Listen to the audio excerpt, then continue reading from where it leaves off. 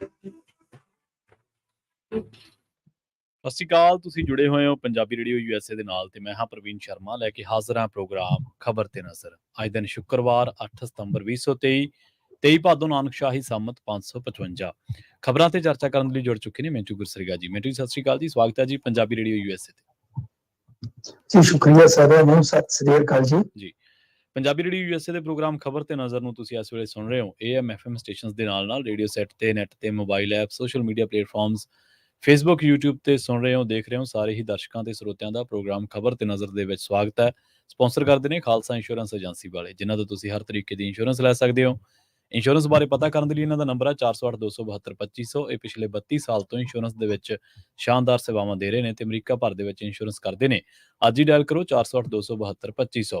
ਟਰਕੀਅਨ immigration ਲਾ firm ਵਾਲੇ ਜੇ ਟਰਕੀਅਨ ਅਟਾਰਨੀ ਟਰਕੀਅਨ ਦੇ ਨਾਲ ਤੁਸੀਂ US ਇਮੀਗ੍ਰੇਸ਼ਨ ਬਾਬਤ ਕੋਈ ਵੀ ਸਲਾਹ ਕਰਨੀ ਹੈ, ਕੋਈ ਵੀ ਸਵਾਲ ਪੁੱਛਣਾ ਤੇ ਇਹਨਾਂ ਦਾ ਨੰਬਰ ਹੈ 415 909 0503। GK Dhanota Yuba City, Baljinder Singh Nijjar Woodland, Paramjit Kaur Rangi Vacaville, Harnek Singh ਪਾਬਲਿੰਡੀਅਨ ਕੰਜ਼ੀਰੈਂਟ GN ਲੂਪ ਵਾਲੇ ਟਰੱਕ ਵਾਸ਼ ਕਰਦੇ ਨੇ, ਆਇਲ ਚੇਂਜ ਕਰਦੇ ਨੇ, ਏਅਰ ਬ੍ਰੇਕਾਂ ਦਾ ਕੰਮ ਤਸੱਲੀ ਬਖਸ਼ ਕਰਵਾ ਸਕਦੇ ਹੋ। ਨਵੇਂ ਪੁਰਾਣੇ ਟਾਇਰ ਵੀ ਇਹਨਾਂ ਤੋਂ ਮਿਲਦੇ ਨੇ। ਲੋਕੇਸ਼ਨ ਸੈਂਤਾ ਨੀਲਾ ਦੀ ਨਿੰਮਾ ਸਹੂਲਤਾਂ ਦੇ ਨਾਲ ਗੱਲ ਕੀਤੀ ਜਾ ਸਕਦੀ ਹੈ 209 277 0113 ਤੇ MK market Kashmir Singh Sacramento ਤੋਂ। ਇਹਨਾਂ ਸਾਰੇ ਹੀ ਸਪਾਂਸਰਸ ਦਾ ਬਹੁਤ ਬਹੁਤ ਧੰਨਵਾਦ। ਤੇ ਜੇਕਰ ਤੁਸੀਂ ਵੀ ਪੰਜਾਬੀ ਰੇਡੀਓ USA ਦੇ ਇਹਨਾਂ ਪ੍ਰੋਗਰਾਮਾਂ ਨੂੰ ਸਪਾਂਸਰ ਕਰਨਾ ਚਾਹੁੰਦੇ ਹੋ ਤਾਂ ਸਟੂਡੀਓ ਦਾ ਨੰਬਰ ਹੈ 408 272 5200। ਮਿੰਟੂ ਜੀ, ਖਬਰਾਂ ਦੀ ਸ਼ੁਰੂਆਤ ਕਰੀਏ। ਸਰਕਾਰ ਤੇ ਪਟਵਾਰੀਆਂ ਦਾ ਜਿਹੜਾ ਆਪਸੀ ਝੇੜਾ ਚੱਲ ਰਿਹਾ, ਕਸ਼ਮਕਸ਼ ਦੇ ਦਰਮਿਆਨ ਕਹਿੰਦੇ ਰਿਟਾਇਰ ਪਟਵਾਰੀਆਂ ਨੇ ਕਹਿਤਾ ਵੀ ਆ ਰਿਹਾ ਅਸਤੀਫਾ ਸਾਡਾ। ਹਾਂਜੀ ਹਾਂਜੀ, ਕਹਿੰਦੇ ਆ ਰਿਹਾ। ਅੱਛਾ, ਤੇ ਕੱਲ ਦਾ ਆਈ ਜਾਂਦਾ ਹੈ। ਦੇਖੋ ਗੱਲ ਕੀ ਹੈ ਕਿ ਇਹ ਵਾਕਿਆ ਬੜਾ ਲੰਮਾ ਚੌੜਾ ਝਗੜਾ ਝੇੜਾ ਹੈ ਜੀ। ਇਹ ਮੁੱਕਦਾ ਹੀ ਨਹੀਂ ਪਿਆ। ਚੋਣ ਸ਼ੁਰੂ ਹੋਇਆ। ਅੱਜ ਵੈਸੇ ਮੁੱਖ ਮੰਤਰੀ ਸਾਹਿਬ ਨੇ ਨਿਯੁਕਤੀ ਪੱਤਰ ਵੰਡ ਦਿੱਤੇ ਨਵੇਂ ਪਟਵਾਰੀਆਂ ਨੂੰ, ਯਾਨੀ ਕੁਝ ਕੁ ਨਵੇਂ ਪਟਵਾਰੀ ਜਿਹੜੇ ਆ ਮੈਦਾਨ ਚ ਉਤਾਰ ਦਿੱਤੇ। ਫਿਰ ਨਾਲ ਇਹ ਕਹਿ ਦਿੱਤਾ ਕਿ ਟ੍ਰੇਨਿੰਗ ਦਾ ਜਿਹੜਾ ਵੈਸੇ ਦੂਜੀ ਵਾਰੀ ਵਧਾਇਆ ਇਹਨਾਂ ਨੇ, ਪਹਿਲਾਂ ਕਿਹਾ ਸੀ ਲਾਗੂ ਹੀ ਨਹੀਂ ਕੀਤਾ। 5000 ਤੋਂ ਜਿਹੜਾ ਟ੍ਰੇਨਿੰਗ ਦੇ ਦੌਰਾਨ ਮਿਲਣ ਵਾਲਾ ਤੁਹਾਨੂੰ ਪਤਾ, ਉਹ ਅਸੀਂ 18000 ਕਰ ਰਹੇ ਹਾਂ। ਪਰ ਉਹ ਮੰਗ ਕਰਦੇ ਪਏ ਆ ਕਿ ਬਈ 1.5 ਸਾਲ ਵਾਲੀ ਟ੍ਰੇਨਿੰਗ ਜਿਹੜੀ ਹੈ ਉਹ ਸਾਲ ਕੀਤੀ ਜਾਵੇ ਤੇ ਉਹ ਸਰਵਿਸ ਦੇ ਵਿੱਚ ਗਿਣੀ ਜਾਵੇ। ਕਿਉਂਕਿ ਇਹ ਪਟਵਾਰੀਆਂ ਦੇ ਨਾਲ ਇੱਕ ਹੋਰ ਤੁਹਾਨੂੰ ਮੈਂ ਦੱਸਾਂ, ਲੋਕਾਂ ਨੇ ਕਹਿਣਾ ਕਿ ਇਹਨੂੰ ਕੋਈ ਜ਼ਿਆਦਾ ਹੀ ਤਿਉ ਪਿਆਰ ਆਉਂਦਾ ਇਹਨਾਂ ਦਾ, ਪਰ ਗੱਲ ਇਹ ਆ ਕਿ ਬਈ ਹਨੇਰੀ ਨਾਲ ਸਾਰੇ ਹੀ ਉੱਡੇ ਫਿਰਦੇ ਆ। ਲਹਿਰਾਂ ਦੇ ਉਲਟ ਥੋੜਾ ਜਿਹਾ ਤਰਨਾ ਵੀ ਚਾਹੀਦਾ। ਅਸਲ ਦੇ ਵਿੱਚ ਕੀ ਹੈ ਕਿ ਪਟਵਾਰੀ ਹੈ ਜਿਹੜੇ, ਠੀਕ ਹੈ, ਜੋ ਕਰਦੇ ਆ ਗਲਤ ਤੇ ਉਹਨਾਂ ਨੂੰ ਫੜੀ ਆਉਂਦੀ ਵਿਜੀਲੈਂਸ ਤੇ ਉਹਨਾਂ ਦਾ ਕੋਈ ਹਾਮੀਦਾਰ ਨਹੀਂ। ਮਸਲਾ ਇਹ ਹੈ ਕਿ ਇੱਕ ਚੀਜ਼ ਹੋਰ ਵੇਖੋ ਇੰਟਰਸਟਿੰਗ, ਕਿ ਇਹਨਾਂ ਦਾ ਜਿਹੜਾ ਹੈਗਾ ਟ੍ਰੇਨਿੰਗ ਵਾਲਾ ਸਮਾਂ ਉਹ ਸਰਵਿਸ ਚ ਐਡ ਹੀ ਨਹੀਂ ਕਰਦੇ। ਯਾਨੀ ਪ੍ਰੋਬੇਸ਼ਨ ਪੀਰੀਅਡ ਵੱਖਰਾ ਤੇ ਟ੍ਰੇਨਿੰਗ ਵੱਖਰੀ।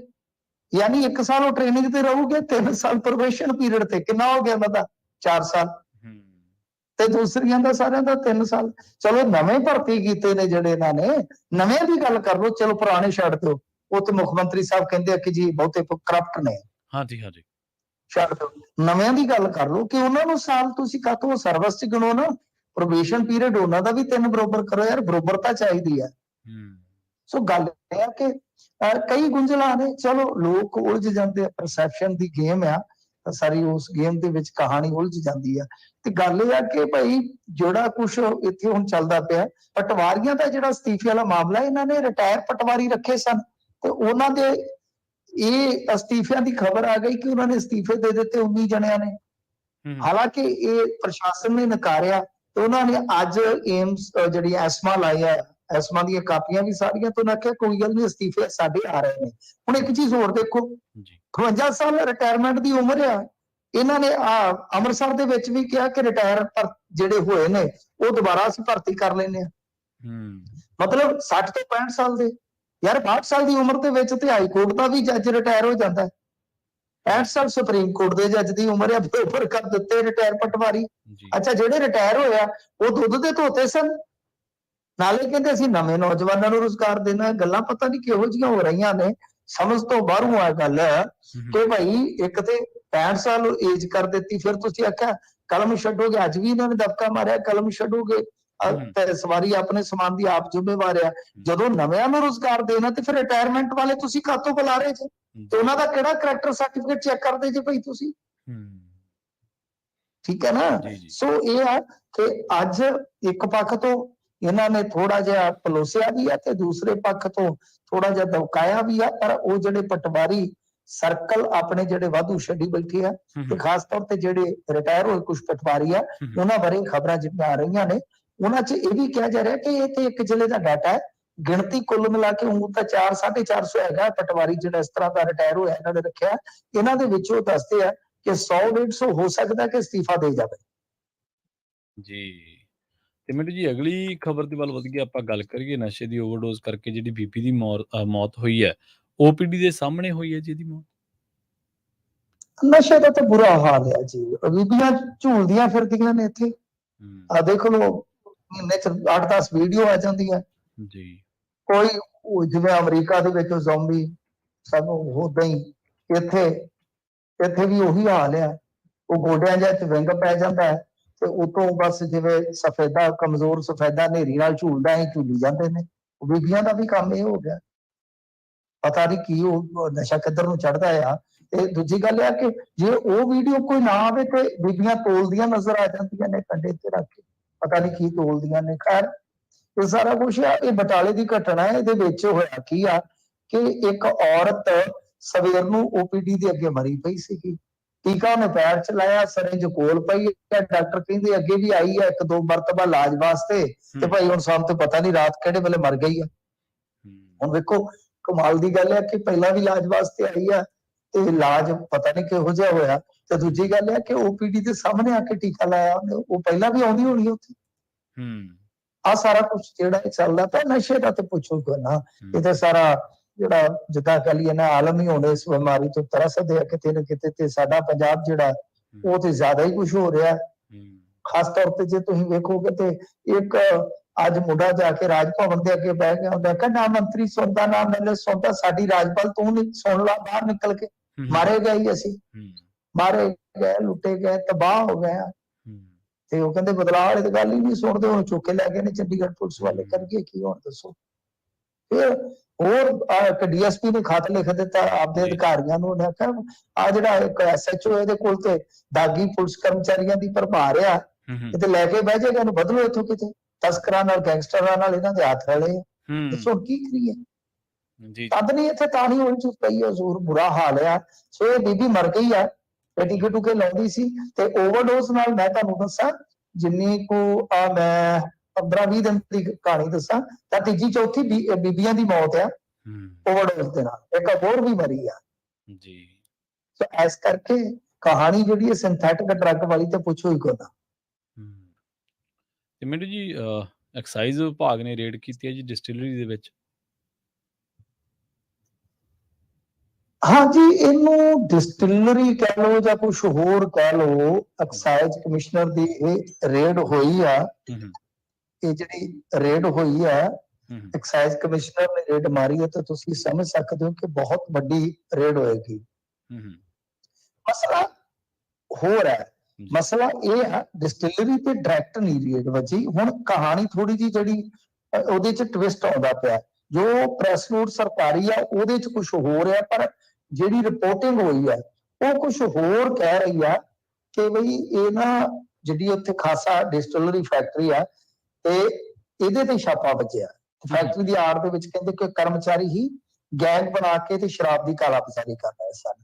ਤੇ ਦੂਸਰੇ ਪਾਸੇ ਜਿਹੜਾ ਸਰਕਾਰੀ ਹੈਗਾ ਆ ਮਤਲਬ ਕਿ ਪ੍ਰੈਸ ਨੋਟ, ਉਹਨੂੰ ਪੜੋਗੇ ਤੇ ਉਹ ਕਹਿੰਦੇ ਆ ਕਿ ਇੱਕ ਬੰਦਾ ਫੜਿਆ ਪਹਿਲਾਂ ਜਸਪਾਲ ਸਿੰਘ ਨਾਂ ਦਾ, ਫਿਰ ਉਹਨੇ 2 ਬੰਦਿਆਂ ਦਾ ਜ਼ਿਕਰ ਕੀਤਾ, ਉਹਨਾਂ ਚੋਂ ਇੱਕ ਸ਼ਿਵਮ ਜਿਹੜਾ ਸੀਗਾ ਉਹ ਅੰਦਰੋਂ ਮਤਲਬ ਕਿ ਡਿਸਟਿਲਰੀ ਦੇ ਅੰਦਰੋਂ ਡਾਟ ਚੁਰਾ ਲਏ, ਬੋਤਲਾਂ ਚੁਰਾ ਲਈਆਂ ਖਾਲੀ, ਜਾਂ ਉਹ ਜਿਹੜਾ ਸਕੌਚ ਹੁੰਦਾ, ਕਿਉਂਕਿ ਦੇਖੋ ਬਹੁਤ ਸਾਰੀ ਜਿਹੜੀ ਨਾ ਸਕੌਚ ਵਿਸਕੀ ਆ ਸਕਾਟਲੈਂਡ ਵਗੈਰਾ ਦੀ, ਉਹਦੀ ਬੋਟਲਿੰਗ ਇੱਧਰ ਹੁੰਦੀ ਆ ਇੰਡੀਆ 'ਚ, ਬਹੁਤ ਤੁਹਾਨੂੰ ਇਸ ਤਰ੍ਹਾਂ ਦੇ ਬ੍ਰਾਂਡ ਮਿਲ ਜਾਣਗੇ। ਤਾਂ ਉਹ ਸਾਰਾ ਕੁਝ ਮਤਲਬ ਕਿ ਉੱਥੋਂ ਜਿਹੜਾ ਕੈਮੀਕਲ ਬਣਿਆ ਹੁੰਦਾ ਜਾਂ ਜੋ ਵੀ ਘੋਲ ਮਿਸ਼ਰਣ ਕਹਿ ਲਓ, ਉਹ ਉੱਥੋਂ ਚੱਕ ਕੇ ਇਹ ਸਾਰੀਆਂ ਚੀਜ਼ਾਂ ਤੇ ਆਪਣੇ ਪੱਧਰ ਤੇ ਹੀ ਅਗਾਂਹ ਇਹ ਸਕੌਚ ਦੀਆਂ ਪੇਟੀਆਂ ਬਣਾ ਕੇ ਵੇਚਦੇ ਸਕੇ ਜੀ। ਆਹ ਕਹਾਣੀਆਂ ਹੁਣ ਯਾਨੀ ਦੋਵਾਂ 'ਚ ਫਰਕ ਹੈ ਥੋੜਾ ਜਿਹਾ। ਇੱਕ ਅਖਬਾਰ ਨੇ ਦਾਅਵਾ ਕੀਤਾ ਕਿ ਇਹ ਵਿੱਚੇ ਹੀ ਕੰਮ ਚੱਲ ਰਿਹਾ ਸੀਗਾ ਡਿਸਟਿਲਰੀ ਦੇ ਇੱਕ ਪਾਸੇ ਸਾਈਡ ਤੇ ਦੂਸਰੇ ਪਾਸੇ ਸਰਕਾਰੀ ਪ੍ਰੈਸ ਨੋਟ ਦੇ ਵਿੱਚ ਥੋੜੀ ਜਿਹੀ ਗੱਲ ਟਵਿਸਟ ਕਰ ਦਿੱਤੀ ਗਈ ਆ। ਔਰ ਜੋ ਵੀ ਹੈ ਤੁਸੀਂ ਇਹ ਵੇਖੋ ਕਿ ਏਡੇ ਮਹਿੰਗੇ ਬ੍ਰਾਂਡ ਦੀ ਸ਼ਰਾਬ ਦੀ ਵੀ ਹੁਣ ਨਕਲਮਾਰੀ ਚੱਲ ਪਈ ਆ। ਯਾਨੀ ਜਿਹੜੇ ਲੋਕ ਬਹੁਤ ਮਹਿੰਗੀ ਸ਼ਰਾਬ ਪੀਂਦੇ ਨੇ, ਜੀ ਜੀ, ਜਿਸ ਬ੍ਰਾਂਡ ਦੀ ਇਹ ਸ਼ਰਾਬ ਬਣਾ ਰਹੇ ਸੀ, ਉਹ ਪੰਜਾਬ ਦੇ ਵਿੱਚ ਐਵਰੇਜ ਜੇ ਤੁਸੀਂ ਦੇਖੋਗੇ 2000 ਦੇ ਕਰੀਬ ਬੋਤਲ ਹੈ। ਯਾਨੀ 2000 ਖਰਚ ਕੇ ਵੀ ਓਰੀਜਨਲ ਚੀਜ਼ ਨਹੀਂ ਮਿਲ ਰਹੀ। ਤਾਂ ਇਹ ਪੰਜਾਬ ਦੇ ਵਿੱਚ ਜੋ ਸ਼ਰਾਬ ਦੇ ਨਾਂ ਤੇ ਫਰਾਡ ਚੱਲਦਾ ਹੈ, ਇਹ ਉਹਦੀ ਜਿਉਂਦੀ ਜਾਗਦੀ ਮਿਸਾਲ ਆ ਕਿ ਇਹ ਸਾਰੀ ਖੇਡ ਦੇ ਵਿੱਚ ਡਿਸਟਿਲਰੀਆਂ ਵੀ ਸ਼ਾਮਲ ਆ। ਡਿਸਟਿਲਰੀਆਂ ਦੇ ਵਿੱਚ ਕੰਮ ਕਰਨ ਵਾਲੇ ਜਾਂ ਅਹੁਦੇਦਾਰ ਕੋਈ ਵੀ ਸ਼ਾਮਲ ਤੇ ਜ਼ਰੂਰ ਹਨ। ਤੇ ਇਹ ਆਪਾਂ ਕਰੋਨਾ ਕਾਲ 'ਚ ਵੀ ਵੇਖਿਆ, ਇਹ ਉਦਾਂ ਵੀ ਵੇਖਦੇ ਆ ਕਿ ਟਰੱਕਾਂ ਦੇ ਟਰੱਕ ਸ਼ਰਾਬ ਨਿਕਲਦੀ ਆ, ਉਹ ਅਰੁਣਾਚਲ ਤੱਕ ਚਲੇ ਜਾਂਦੀ ਆ ਪੰਜਾਬ 'ਚ। ਤਾਂ ਇਹਦੇ ਤੇ ਨਾਕੇ ਦਾ ਮਤਲਬ ਹੈ ਕਿ ਪਈ ਨਹੀਂ, ਠੇਕਿਆਂ ਤੇ ਜਾਂ ਆਸੇ ਪਾਸੇ 2 ਨੰਬਰ ਦੀ ਸ਼ਰਾਬ ਜਿਹੜੀ ਆ ਕਿਤੇ ਨਾ ਕਿਤੇ ਪਹੁੰਚਦੀ ਆ। ਹੁਣ ਠੇਕਿਆਂ ਤੇ ਕਿੰਨੀ ਪਹੁੰਚਦੀ ਆ, ਸਾਈਡ ਤੋਂ ਕਿੰਨੀ ਲੰਘਦੀ ਆ, ਇਹਦਾ ਐਗਜ਼ੈਕਟ ਤੇ ਕੋਈ ਅੰਕੜਾ ਨਹੀਂ ਹੈਗਾ, ਪਰ ਇਹ ਸਾਫ਼ ਆ ਕਿ ਕਿਤੇ ਨਾ ਕਿਤੇ ਮਾਰਾਮਾਰੀ ਚੱਲਦੀ ਪਈ ਆ। ਬਾਕੀ ਇਹ ਕਹਿੰਦੇ ਸੀ ਅਸੀਂ ਐਕਸਾਈਜ਼ ਪਾਲਿਸੀ ਲਿਆਵਾਂਗੇ ਤੇ ਸਭ ਕੁਝ ਠੀਕ ਕਰ ਦਿਆਂਗੇ, ਪਰ ਠੀਕ ਕੱਖ ਨਹੀਂ ਹੋਇਆ, ਤੁਹਾਡੇ ਸਾਹਮਣੇ ਆ। ਜੀ, ਤੇ ਗੱਲ ਕਰੀਏ ਮਿੰਟੂ ਜੀ ਹਵਾ ਪ੍ਰਦੂਸ਼ਣ ਰੋਕਣ ਦੇ ਵਿੱਚ ਕਹਿੰਦੇ ਪੰਜਾਬ ਫਾਡੀ ਹੋ ਗਿਆ ਜੀ। ਦੇਖੋ, ਹਵਾ ਦਾ ਸਾਡਾ ਜਿਹੜਾ ਹੈਗਾ 에ਅਰ ਕੁਆਲਿਟੀ ਇੰਡੈਕਸ ਹੈ, ਕੁਝ ਇਲਾਕਿਆਂ ਦੇ ਵਿੱਚ ਤਾਂ ਬਹੁਤ ਸ਼ਾਨਦਾਰ ਹੈ। ਜਿੱਦਾਂ ਹੁਣ ਜਿੱਥੇ ਅਸੀਂ ਰਹਿੰਦੇ ਆ, ਇਸ ਏਰੀਆ ਦੇ ਵਿੱਚ ਕੋਈ ਬਹੁਤ ਹੀ ਵੱਡੀ ਫੈਕਟਰੀ ਨਹੀਂ, ਕੋਈ ਕੁਛ ਨਹੀਂ, ਕੋਈ ਜ਼ਿਆਦਾ ਸੰਘਣੀ ਵਸੋਂ ਨਹੀਂ, ਸਾਡਾ 에ਅਰ ਕੁਆਲਿਟੀ ਇੰਡੈਕਸ ਠੀਕ ਰਹਿੰਦਾ। ਪਰ ਕਿਉਂਕਿ ਗੱਲ ਓਵਰਆਲ ਹੁੰਦੀ ਹੈ, ਕੁਝ ਇਲਾਕਿਆਂ ਦੇ ਵਿੱਚ ਬਹੁਤ ਜ਼ਿਆਦਾ ਪ੍ਰਦੂਸ਼ਣ ਹੈ।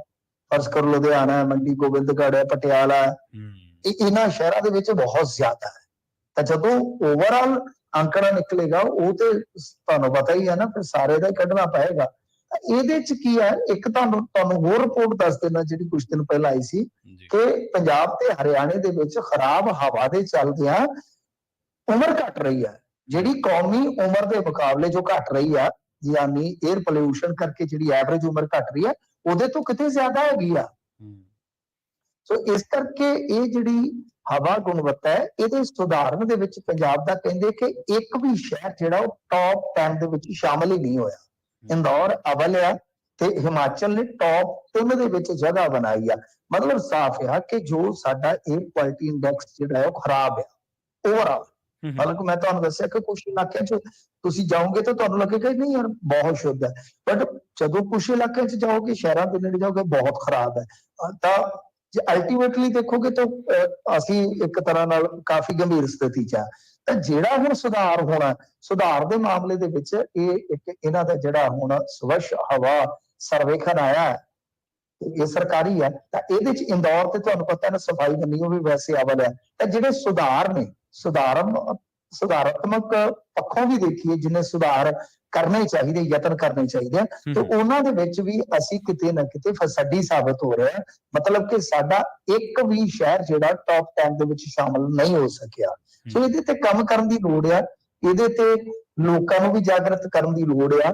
ਪਰ ਮੇਰੇ ਖਿਆਲ ਦੇ ਨਾਲ ਸਾਡਾ ਜਿਹੜਾ ਨੰਬਰ 1 ਹੋਣਾ ਚਾਹੀਦਾ ਸੀਗਾ ਇਸ ਮਾਮਲੇ ਦੇ ਵਿੱਚ, ਜਿਸ ਤਰ੍ਹਾਂ ਦੇ ਗੁਰਬਾਣੀ ਦੇ ਸਾਨੂੰ ਸੰਦੇਸ਼ ਨੇ, ਜਿਸ ਤਰ੍ਹਾਂ ਦੇ ਭਗਤ ਪੂਰਨ ਸਿੰਘ ਜੀ ਹੋਰੇ ਇੱਥੇ ਹੋ ਕੇ ਗਏ ਨੇ ਇਸ ਧਰਤੀ ਤੇ, ਪਰ ਅਸੀਂ ਬਦਕਿਸਮਤ ਆ ਕਿ ਇਸ ਮਾਮਲੇ ਦੇ ਵਿੱਚ ਤੇ ਬਹੁਤ ਪਛੜੇ। ਤੇ ਹੁਣ ਸਾਡੀ ਐਵਰੇਜ ਉਮਰ ਜਿਹੜੀ ਹੈ, ਉਹ ਵੀ ਦੇਸ਼ ਦੇ ਵਿੱਚ ਜਿਹੜੀ ਕੌਮੀ ਐਵਰੇਜ ਹੈ ਉਮਰ ਦਰ ਘਟਣ ਦੀ, ਤਾਂ ਉਹਦੇ ਵਿੱਚ ਸਾਡਾ ਪਹਿਲਾ ਨੰਬਰ, ਹਰਿਆਣਾ ਦੂਜੇ ਤੇ ਅਸੀਂ ਪਹਿਲੇ ਤੇ। ਮਤਲਬ ਕਿ ਪਹਿਲੇ ਦੂਜੇ ਤੇ ਅਸੀਂ ਦੋਨੇ ਆ, ਉਹ ਕੁੱਲ ਮਿਲਾ ਕੇ ਅਸੀਂ 2 ਸੂਬੇ ਆ।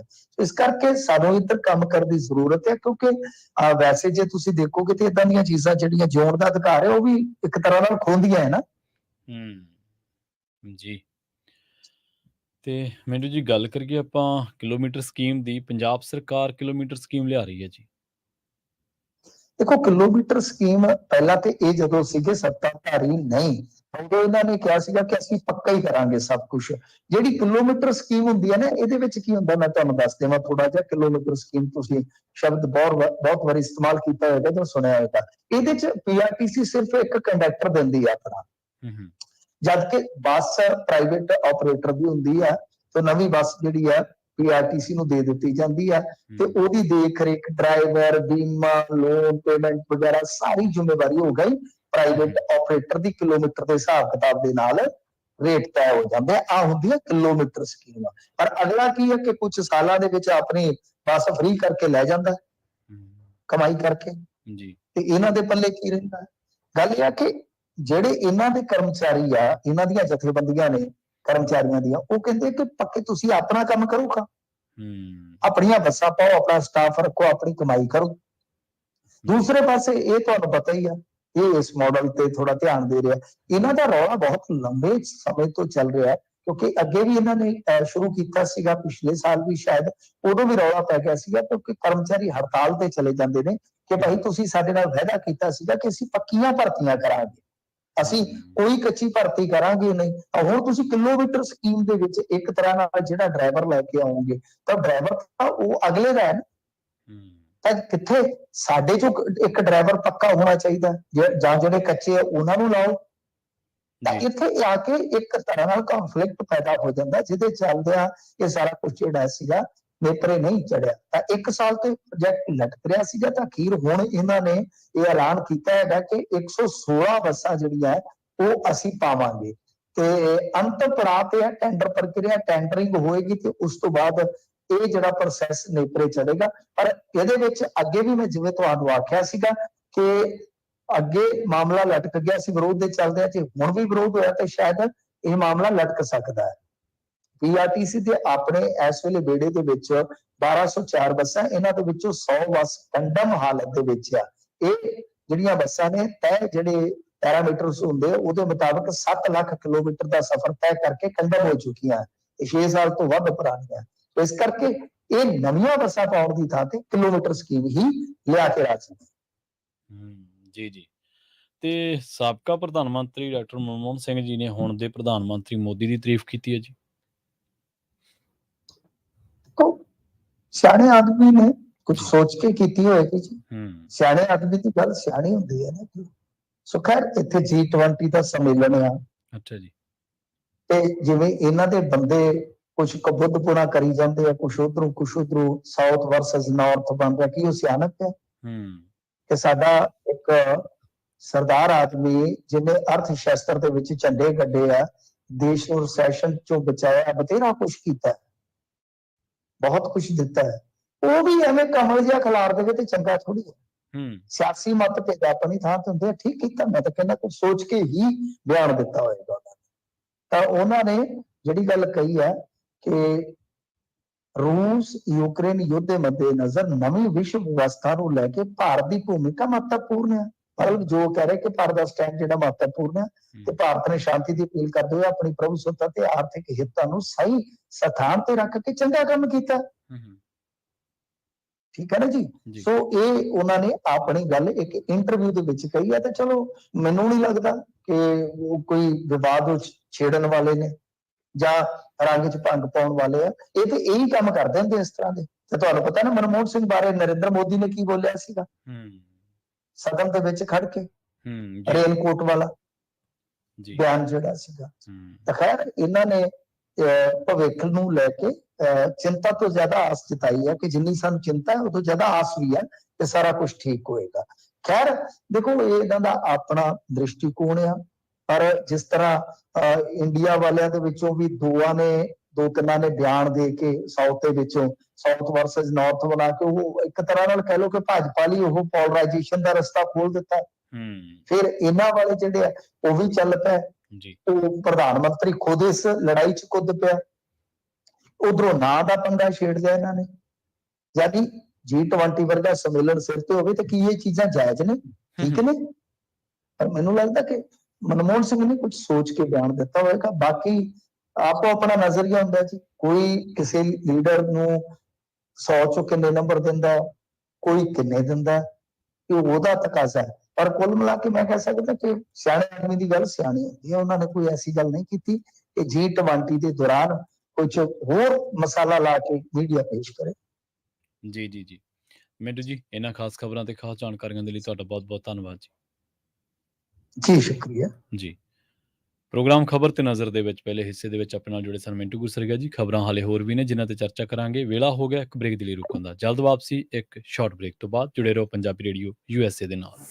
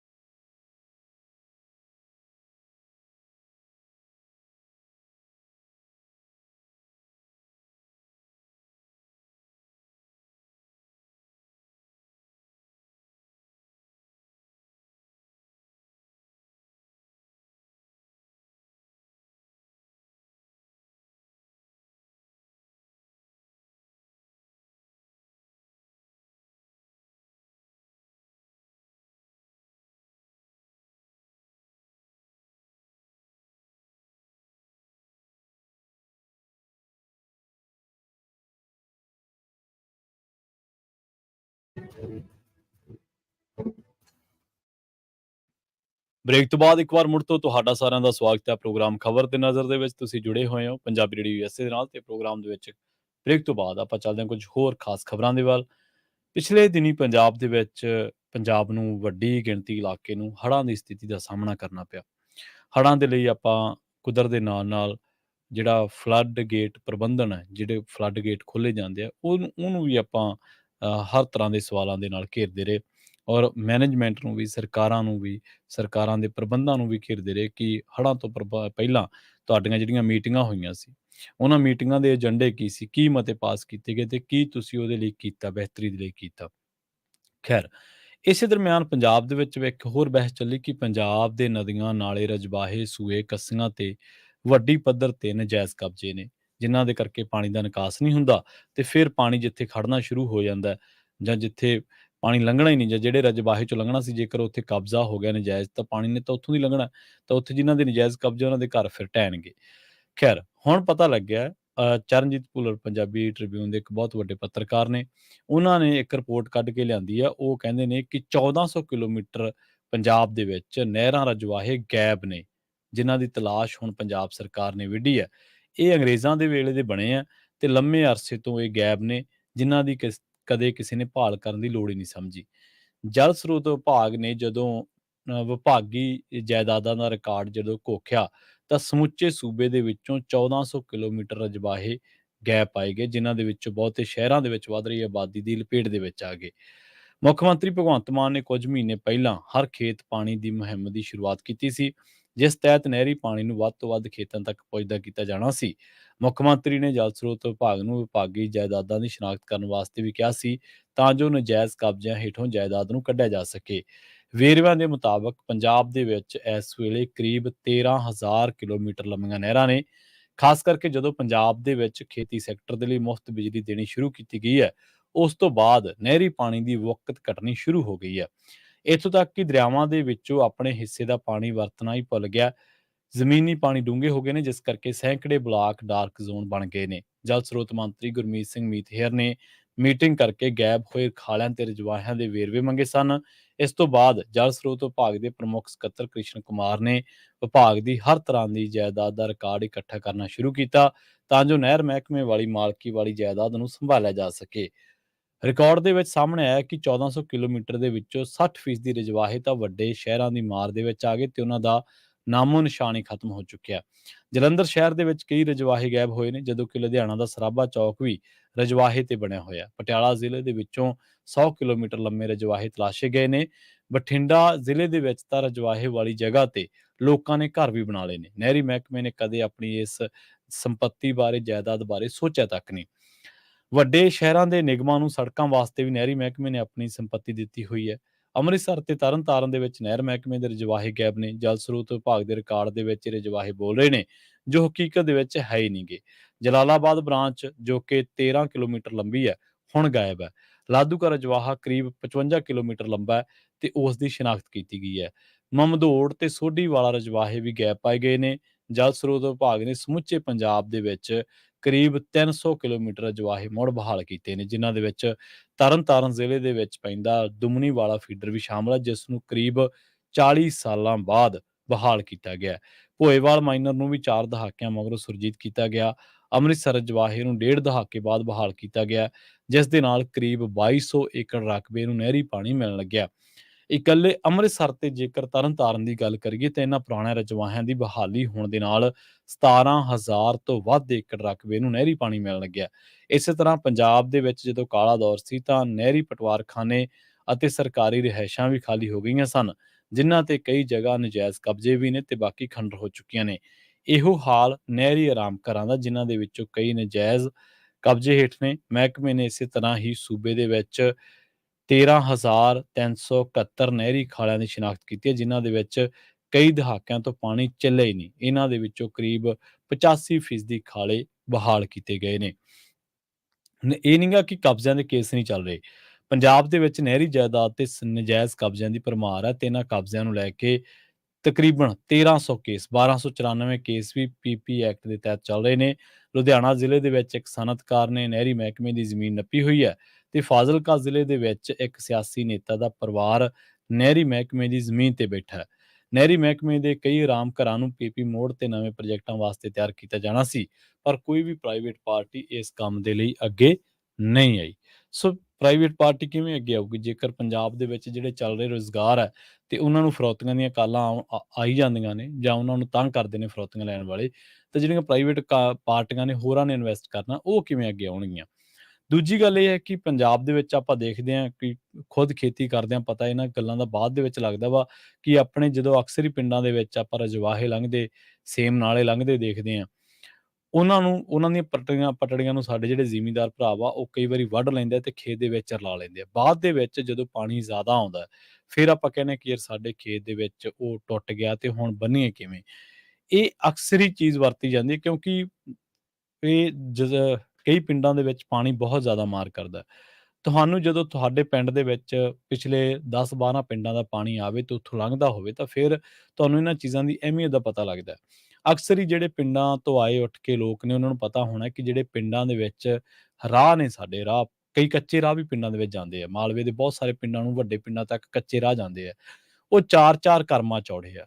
ਮਤਲਬ ਜੇ ਉਹਨਾਂ ਦੀ ਲੰਬਾਈ ਫੁੱਟਾਂ ਦੇ ਵਿੱਚ ਨਾਪਣੀ ਹੋਵੇ ਤਾਂ ਤਕਰੀਬਨ 24-25 ਫੁੱਟ ਉਹਦੀ ਚੌੜਾਈ ਬਣ ਜਾਂਦੀ ਹੈ। ਪਰ ਕਈ ਥਾਈਂ ਉਹ 10-11 ਫੁੱਟ ਵੀ ਨਹੀਂ ਰਹੇ, ਲਿੰਕ ਰੋਡ ਜਿੰਨੇ ਵੀ ਨਹੀਂ ਰਹੇ। ਇਸੇ ਤਰ੍ਹਾਂ ਜਿਹੜੇ ਸੂਏ ਕੱਸੀਆਂ ਨੇ, ਉਹਨਾਂ ਦੇ ਨਾਲ 10-10 ਕਰਮਾਂ ਥਾਂ ਵੀ ਛੱਡਿਆ ਜਾਂਦਾ, 10-10 ਲਾਂਘਾਂ ਥਾਂ ਵੀ ਛੱਡਿਆ ਜਾਂਦਾ। ਤਾਂ ਉਹਨੂੰ 5 5.5 6 ਫੁੱਟ ਦੀ ਇੱਕ ਕਰਮ ਨੂੰ ਕਿਹਾ ਜਾਂਦਾ। ਜਦੋਂ ਤੁਸੀਂ ਇੱਕ ਸਟੈਪ ਉੱਠ ਕੇ ਤੇ ਉਹਦੇ ਨਾਲ ਉਹਨੂੰ ਕਰਮ ਕਿਹਾ ਜਾਂਦਾ ਮਲਵਈ ਭਾਸ਼ਾ ਦੇ ਵਿੱਚ। ਤਾਂ ਉਹ ਥਾਂ ਤਾਂ ਛੱਡੀ ਜਾਂਦੀ ਹੈ ਕਿ ਜਦੋਂ ਇਹ ਟੁੱਟਿਆ ਜਾਂ ਜਦੋਂ ਕਿਤੇ ਪਾਣੀ ਜ਼ਿਆਦਾ ਆ ਗਿਆ ਜਾਂ ਜਦੋਂ ਕਿਤੇ ਇਹਨੂੰ ਬੰਨ੍ਹਣਾ ਪਿਆ ਤਾਂ ਇੱਥੋਂ ਮਿੱਟੀ ਚੱਕ ਲਈ ਜਾਵੇ। ਪਰ ਅਸੀਂ ਦੇਖਦੇ ਹਾਂ ਕਿ ਸਾਡੇ ਬਹੁਤੇ ਭਰਾ ਜਿਹੜੇ ਨੇ ਉਹਨਾਂ ਨੂੰ ਰਲਾ ਲੈਂਦੇ ਨੇ ਵਿੱਚ। ਹੁਣ ਇਹ ਤਾਂ ਰਹੀ ਜਿਹੜੇ ਜ਼ਮੀਨੀ ਪੱਧਰ ਤੇ ਹੈ। ਦੂਜੀ ਗੱਲ ਇਹ ਹੈ ਕਿ ਇਹਨਾਂ ਤੋਂ ਕਬਜ਼ੇ ਛਡਵਾਉਣਾ ਕਿਹਦਾ ਕੰਮ ਹੈ? ਉਹ ਕੰਮ ਹੈ ਅਫਸਰਸ਼ਾਹੀ ਦਾ। ਜਦੋਂ ਅਫਸਰ ਗਿਆ ਕਿਤੇ ਤੇ ਉੱਥੇ ਪਤਾ ਲੱਗਿਆ ਕਿ ਮੂਹਰੋਂ ਕੋਈ ਬੰਦਾ ਕਿਸੇ ਸਿਆਸੀ ਪਾਰਟੀ ਦਾ ਹੈ, ਜਿਵੇਂ ਨਹਿਰੀ ਮਹਿਕਮੇ ਦੀ ਜ਼ਮੀਨ ਨੱਪੀ ਬੈਠਾ ਇੱਕ ਸਨਅਤਕਾਰ ਲੁਧਿਆਣੇ ਜ਼ਿਲ੍ਹੇ ਦੇ ਵਿੱਚ, ਤੁਹਾਨੂੰ ਕੀ ਲੱਗਦਾ ਕਿ ਇਹਨਾਂ ਕੋਲੇ ਅਫਸਰ ਗਏ ਨਹੀਂ ਹੋਣੇ? ਪਰ ਇਹਨਾਂ ਨੇ ਮੋੜ ਤੇ ਹੋਣੇ। ਕਿਸੇ ਨੇ ਦਬਕਾ ਮਾਰ ਕੇ ਤੇ ਕਿਸੇ ਨੇ ਨੀਲੇ ਹਰੇ ਨੋਟ ਦਿਖਾ ਕੇ। ਇਸੇ ਤਰ੍ਹਾਂ ਜਿਹੜਾ ਫਾਜ਼ਿਲਕਾ ਜ਼ਿਲ੍ਹੇ ਦੇ ਵਿੱਚ ਇੱਕ ਸਿਆਸੀ ਨੇਤਾ ਦਾ ਪਰਿਵਾਰ ਨਹਿਰੀ ਮਹਿਕਮੇ ਦੀ ਜ਼ਮੀਨ ਤੇ ਬੈਠਾ ਹੈ, ਤੁਹਾਨੂੰ ਕੀ ਲੱਗਦਾ ਕਿ ਉੱਥੇ ਨਹਿਰੀ ਮਹਿਕਮੇ ਵਾਲੇ ਅਫਸਰਾਂ ਨੂੰ, ਉੱਥੋਂ ਦੇ ਜਿਹੜੇ ਜੇਈ ਨੇ, ਮੇਟ ਨੇ, ਤਹਿਸੀਲਦਾਰ ਨੇ, ਉਹਨਾਂ ਨੂੰ ਪਤਾ ਨਹੀਂ ਹੋਣਾ? ਪਤਾ ਹੋਊਗਾ। ਪਰ ਕਿਉਂਕਿ ਬਹੁਤ ਵਾਰ ਸਾਡੀ ਅਫਸਰਸ਼ਾਹੀ ਕਾਣੀ ਹੋ ਜਾਂਦੀ ਹੈ, ਬਹੁਤ ਵਾਰ ਸਾਡੀ ਅਫਸਰਸ਼ਾਹੀ ਦਬਕੇ ਹੇਠ ਆ ਜਾਂਦੀ ਹੈ, ਖਾਸ ਕਰਕੇ ਸੱਤਾਧਾਰੀਆਂ ਦੀ, ਤਾਂ ਇਹ ਚੀਜ਼ਾਂ ਜਾਇਦਾਦਾਂ ਨੱਪੀਆਂ ਜਾਂਦੀਆਂ ਨੇ। ਹੁਣ ਇਹਨਾਂ ਦੀ ਬਹਾਲੀ ਦਾ ਕੰਮ ਸ਼ੁਰੂ ਹੋਇਆ। ਪਤਾ ਲੱਗਿਆ ਕਿ 1400 ਕਿਲੋਮੀਟਰ ਨਹਿਰਾਂ ਰਜਵਾਹੇ ਗਾਇਬ ਹੈ ਤੇ ਜੇਕਰ ਅਸੀਂ ਗਾਇਬ ਕੀਤੇ ਤੇ ਅੱਜ ਕੋਈ ਆਪਾਂ ਸੁਣ ਰਹੇ ਹਾਂ ਕਿ 40 ਸਾਲਾਂ ਬਾਅਦ ਜਿਹੜੇ ਜ਼ਿਕਰ ਕੀਤਾ ਸੀਗਾ ਤਰਨਤਾਰਨ ਜ਼ਿਲ੍ਹੇ ਦਾ ਦੁਮਣੀ ਵਾਲਾ ਫੀਡਰ 40 ਸਾਲਾਂ ਬਾਅਦ ਬਹਾਲ ਕੀਤਾ। ਭੋਇਵਾਲ ਮਾਈਨਰ ਨੂੰ 4 ਦਹਾਕਿਆਂ ਬਾਅਦ ਸੁਰਜੀਤ ਕੀਤਾ ਗਿਆ। ਅੰਮ੍ਰਿਤਸਰ ਰਜਵਾਹੇ ਨੂੰ 1.5 ਦਹਾਕੇ ਬਾਅਦ ਬਹਾਲ ਕੀਤਾ ਗਿਆ। ਇਹਦੇ ਨਾਲ 2200 ਏਕੜ ਰਕਬੇ ਨੂੰ ਨਹਿਰੀ ਪਾਣੀ ਮਿਲਣ ਲੱਗਿਆ। ਅੰਮ੍ਰਿਤਸਰ ਤੇ ਤਰਨਤਾਰਨ ਜ਼ਿਲ੍ਹਿਆਂ ਦੇ ਵਿੱਚ ਹੀ ਪੁਰਾਣੇ ਰਜਵਾਹਿਆਂ ਦੀ ਬਹਾਲੀ ਹੋਣ ਨਾਲ 17,000 ਏਕੜ ਰਕਬੇ ਨੂੰ ਨਹਿਰੀ ਪਾਣੀ ਮਿਲਣ ਲੱਗਿਆ। ਸੋ ਤੁਸੀਂ ਦੇਖੋ ਕਿ ਜੇਕਰ ਇਹ ਪੂਰੇ ਪੰਜਾਬ ਦੇ ਵਿੱਚ ਇਹ ਬਹਾਲ ਹੋ ਜਾਣ, ਵਗਣ ਲੱਗ ਪੈਣ, ਚਾਹੇ ਮਹੀਨਾ ਬੰਦ ਵੀ ਰਹਿਣ ਵਿੱਚੋਂ, ਪਰ ਇਹਨਾਂ ਦੀ ਬਹਾਲੀ ਹੋ ਜਾਵੇ ਤਾਂ ਕਿੰਨੀ ਸਾਡੀ ਜਿਹੜੀ ਪੈਲੀ ਹੈ, ਸਾਡੀ ਜਿਹੜੀ ਜ਼ਮੀਨ ਹੈ ਪੰਜਾਬ ਦੀ, ਉਹਨੂੰ ਨਹਿਰੀ ਪਾਣੀ ਮਿਲਣ ਲੱਗੂਗਾ ਤੇ ਅਸੀਂ ਆਪਣਾ ਜਿਹੜਾ ਧਰਤੀ ਹੇਠਲੀ ਅਣਮੁੱਲੀ ਦਾਤ ਕੁਦਰਤ ਵੱਲੋਂ ਪੰਜਾਬ ਨੂੰ ਦਿੱਤੀ ਗਈ ਹੈ, ਬਖਸ਼ੀ ਗਈ ਹੈ, ਉਹਨੂੰ ਅਸੀਂ ਖਤਮ ਕਰਨ ਤੇ ਤੁਲੇ ਹੋਏ ਹਾਂ, ਤਾਂ ਉਹ ਬਚਾ ਸਕਾਂਗੇ ਅਸੀਂ ਕੁਝ ਸਮੇਂ ਦੇ ਲਈ। ਸੋ ਇਹ ਸਮੁੱਚਤਾ ਦੇ ਵਿੱਚ ਪੱਟਣ ਵਾਲੀਆਂ ਪੁਲਾਂਘਾਂ ਨੇ, ਜਿਨ੍ਹਾਂ ਦੇ ਉੱਤੇ ਨਾ ਤਾਂ ਇਕੱਲੀਆਂ ਸਰਕਾਰਾਂ ਹੀ ਕੁਛ ਕਰ ਸਕਦੀਆਂ, ਨਾ ਇਕੱਲੇ ਜ਼ਿਮੀਂਦਾਰ ਕਿਸਾਨ ਹੀ ਕੁਛ ਕਰ ਸਕਦੇ ਆ। ਇਹ ਸਮੁੱਚਤਾ ਦੇ ਵਿੱਚ ਸਾਰਿਆਂ ਨੂੰ ਰਲ ਕੇ ਇਹਨਾਂ ਦੇ ਲਈ ਹੰਭਲੇ ਮਾਰਨੇ ਪੈਣਗੇ। ਨਜਾਇਜ਼ ਕਬਜ਼ੇ ਵੀ ਛੁੱਟਣੇ ਚਾਹੀਦੇ ਨੇ ਤੇ ਜੇਕਰ ਨਜਾਇਜ਼ ਕਬਜ਼ੇ ਛੁੱਟ ਕੇ ਰਜ਼ਵਾਹੇ, ਸੂਏ, ਕੱਸੀਆਂ, ਨਹਿਰਾਂ ਵਗਣ ਲੱਗਣਗੀਆਂ ਤਾਂ ਇਹਨਾਂ ਦਾ ਫਾਇਦਾ ਪੰਜਾਬ ਦੀ ਧਰਤੀ ਨੂੰ ਹੋਊਗਾ। ਸਿੰਜਾਈ ਲਈ ਪਾਣੀ ਵੀ ਆਊਗਾ ਤੇ ਨਾਲੋਂ ਨਾਲ ਜਿਹੜੇ ਰਿਚਾਰਜਿੰਗ ਸਿਸਟਮ ਹੈ ਉਹ ਵੀ ਤੁਹਾਡਾ ਬਹਾਲ ਹੋਊਗਾ। ਸੋ ਪੰਜਾਬੀ ਰੇਡੀਓ USA ਦੇ ਪ੍ਰੋਗਰਾਮ ਖਬਰ ਤੇ ਨਜ਼ਰ ਨੂੰ ਆਪਾਂ ਇੱਥੇ ਹੀ ਸਮਾਪਤ ਕਰਾਂਗੇ। ਅਗਲੀ ਪੇਸ਼ਕਸ਼ ਪ੍ਰੋਗਰਾਮ ਅਪਡੇਟ ਅਮਰੀਕਾ ਪ੍ਰੋਗਰਾਮ ਦੇ ਵਿੱਚ ਜਿੱਥੇ ਅਮਰੀਕਾ ਦੇ ਨਾਲ ਜੁੜੀਆਂ ਅਹਿਮ ਖਬਰਾਂ, ਘਟਨਾਵਾਂ ਦੇ ਬਾਰੇ ਤੁਹਾਨੂੰ ਜਾਣਕਾਰੀਆਂ ਦਿੱਤੀਆਂ ਜਾਣਗੀਆਂ। ਉਹਦੇ ਨਾਲ ਹੀ ਵਰਲਡ ਦੇ ਵਿੱਚ, ਵਿਸ਼ਵ ਭਰ ਦੇ ਵਿੱਚ ਕੀ ਕੁਝ ਵਾਪਰਿਆ ਇਹ ਜਾਣੋਗੇ ਤੁਸੀਂ ਅਪਡੇਟ ਅਮਰੀਕਾ ਪ੍ਰੋਗਰਾਮ ਦੇ ਵਿੱਚ। ਬਹੁਤ ਬਹੁਤ ਧੰਨਵਾਦ। ਸਤਿ ਸ੍ਰੀ ਅਕਾਲ। ਜੁੜੇ ਰਹੋ ਪੰਜਾਬੀ ਰੇਡੀਓ USA ਦੇ ਨਾਲ।